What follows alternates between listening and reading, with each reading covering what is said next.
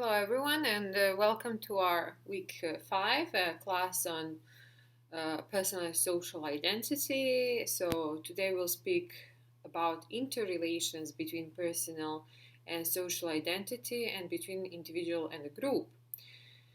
Uh, Personal identity reflects relations between a person and other individuals. It is presented by personal features. And social identity reflects membership of a person in a group. So it is formed, this kind of social relationship is formed into in intergroup relations through the dynamics of intergroup relations. So, what is the relationship between these two identities, personal and social identity? A person always creates a balance between personal and social identity. Personal identity provides a sense of freedom and independence, but does not offer security. So, social identity provides security and support, but requires the loyalty to the group and acceptance of group norms and perceptions. Thus, to obtain security, people have to give up a part of their individual freedom, some of their views and perceptions and beliefs, for the sake of security. Security that individuals are seeking within a group.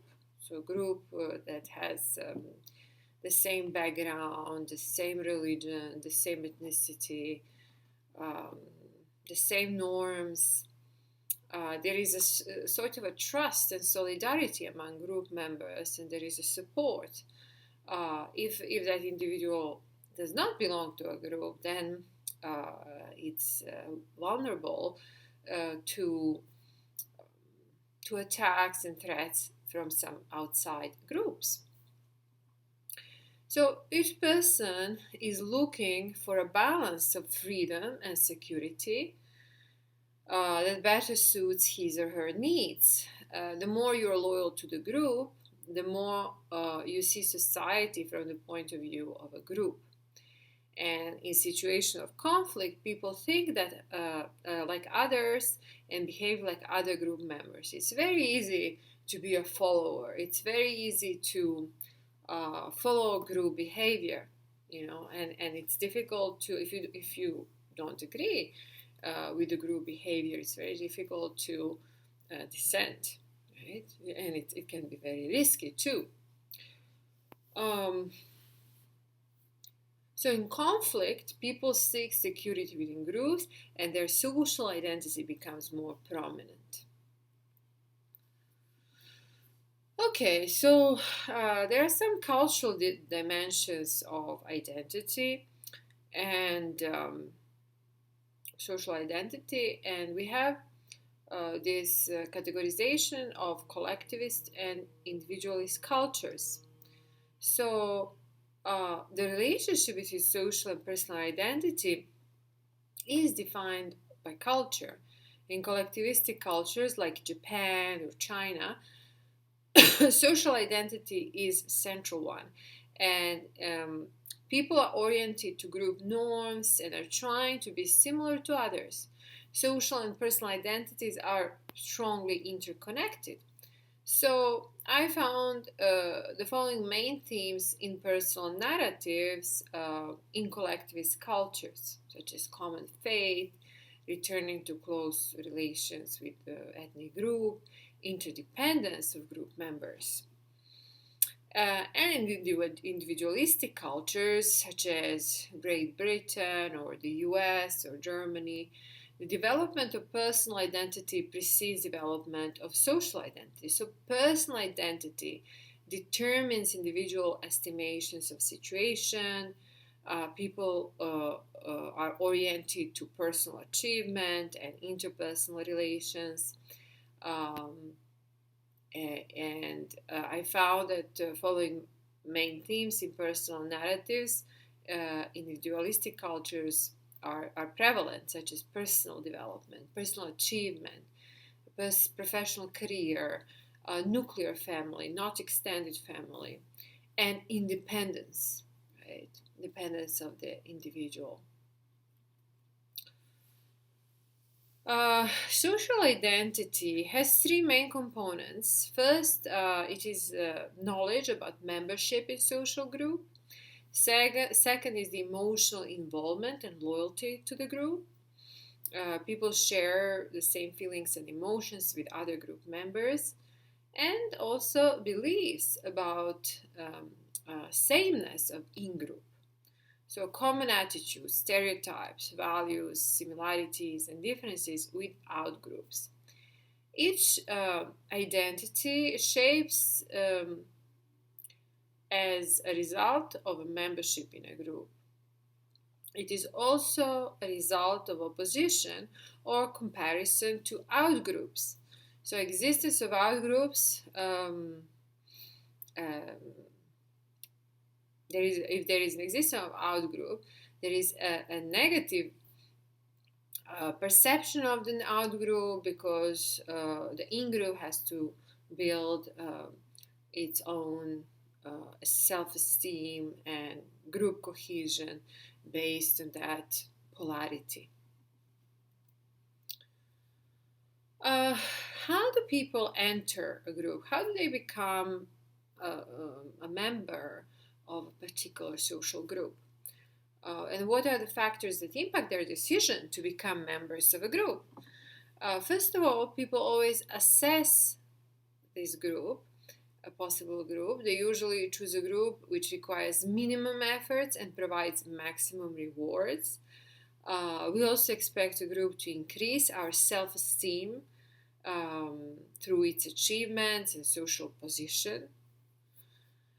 Second important mechanism is initiation.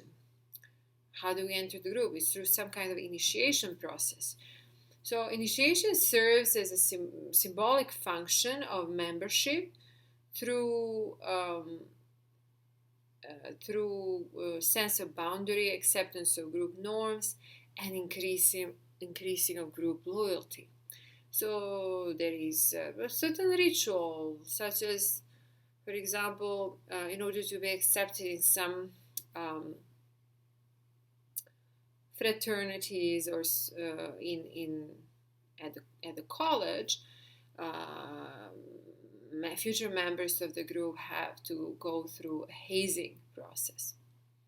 But there are, of course, other kinds of initiation. Initiation to become a Christian is through baptizing, right? Also, group norms play important role in establishment of membership. They regulate behavior of group members and increase salience of group identity.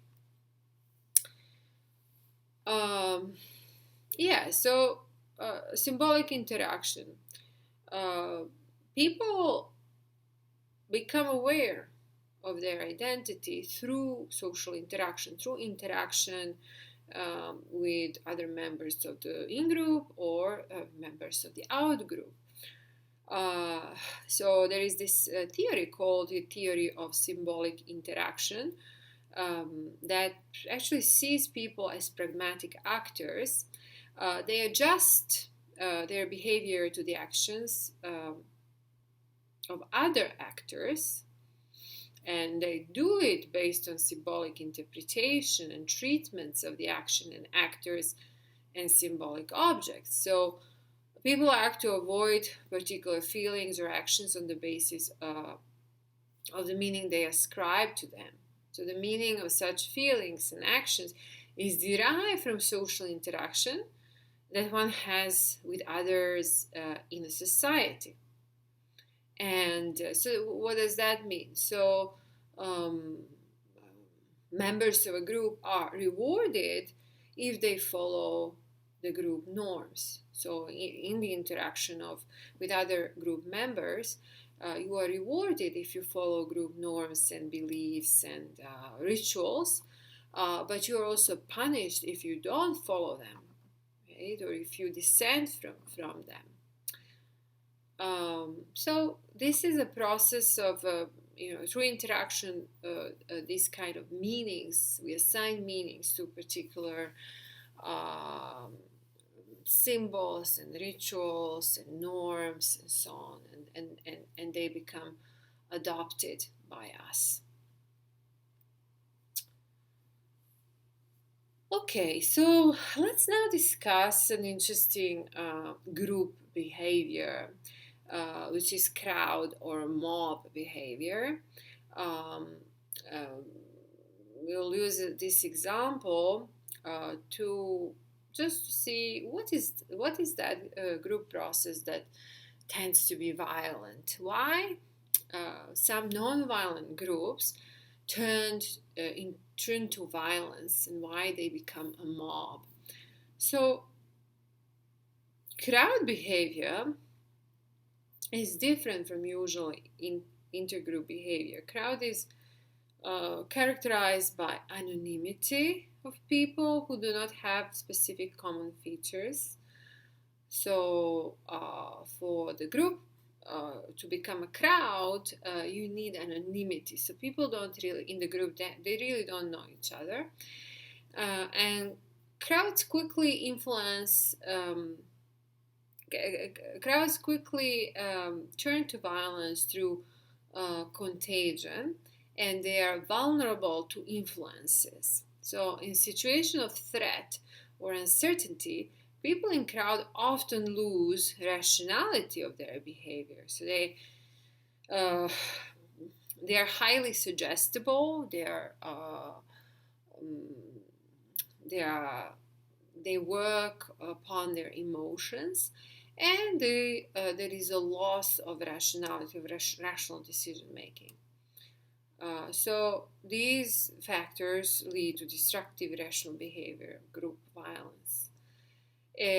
Non-violent movements, so non-violent protests, sometimes have to have guards within their own in-group who who can make sure that the protesters do not respond to provocation and they do not turn to violence.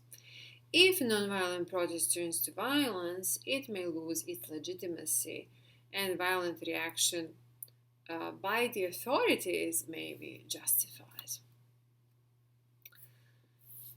So, Zimbardo is a scholar uh, who explored this group behavior and why people act in certain way in groups, and which is totally irrational.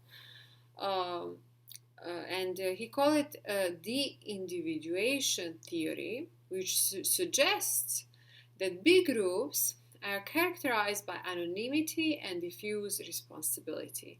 In these groups, people usually lose their identity and they are less concerned about social evaluations of their behavior because they think that they're in a crowd and nobody knows them.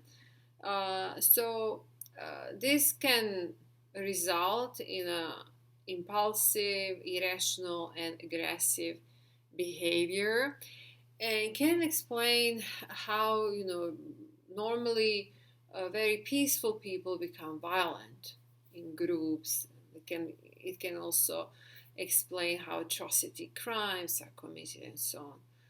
So I would suggest for you to look at the video, YouTube video that I have placed in the notes under this slide, which will give you some insight into the Stanford prison experiment, which is a very interesting thing to see. And social identity theory talks about the shift from personal to social behavior.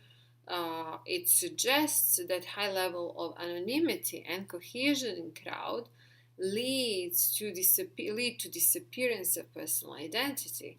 It also increases salience of social identity, importance of social identity, and people start behaving according to the group norms, usually norms of aggression, especially if they are in a situation of a real or perceived threat and fear.